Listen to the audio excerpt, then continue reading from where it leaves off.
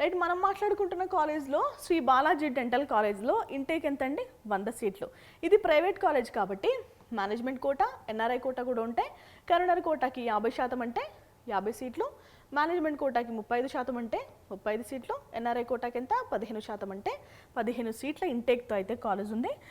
మనకి state quota అంటే category A quota వచ్చేసి Kaloji Narayana Rao university of health sciences వాళ్ళే కౌన్సిలింగ్ చేస్తారు. ఇక మేనేజ్మెంట్ ఎన్ఆర్ఐ కూడా వాళ్ళే చేస్తారండి. వాళ్ళు చేయగా ఏమైనా మిగిలిపోతే కనుక ఇన్స్టిట్యూట్ వాళ్ళే చేసుకోవడానికి ఎలిజిబిలిటీ ఉంది. సో వాళ్ళు చేసుకోవచ్చు, మేనేజ్మెంట్ కోటా సీట్లు వాళ్ళు ఫిల్ చేసుకోవచ్చు ఏమైనా మిగిలిపోతే. ఓకేనా? రైట్, ఇక బీడిఎస్ ఫీజు గురించి మాట్లాడుకుందామండి. కేటగిరీ ఏ కరీంనగర్ కోటా వాళ్ళకి 45,000 రూపాయలు, మేనేజ్మెంట్ కోటా కేటగిరీ బి వాళ్ళకి వచ్చేసి 4,20,000 రూపాయలు, కేటగిరీ సి వాళ్ళకి వచ్చేసి up to 1.25 times of category B అంటే 5,25,000 రూపాయల వరకు మనం ఫీజెస్ అనేవి పే చేయాలి.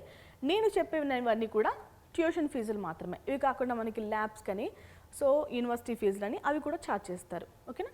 సో మనం మాట్లాడుకుంటున్న Shri Balaji dental college and dental హాస్పిటల్లో మనకి ఎండిఎస్ కోర్సెస్ కూడా ఆఫర్ చేస్తున్నారు కదా. సో ఆ ఎండిఎస్ కోర్సెస్ ఏ స్పెషలైజేషన్స్లో ఆఫర్ చేస్తున్నారు, ఇంటేక్ ఎంత ఉంది మాట్లాడుకుందాం.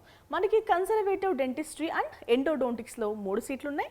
అలాగే ప్రోస్తోడోంటిక్స్ అండ్ క్రౌన్ అండ్ బ్రిడ్జ్లో 3 సీట్లు అయితే ఉన్నాయండి.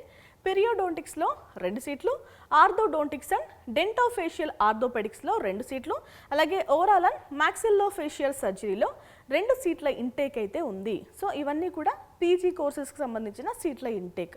సో ఎవరైనా ఇప్పటికే అక్కడ యూజీ కోర్స్ చేస్తున్నా అంటే బీడిఎస్ చేస్తున్నా కూడా వాళ్ళు ఎండిఎస్కి అప్లై చేసుకోవచ్చు. ఓకే.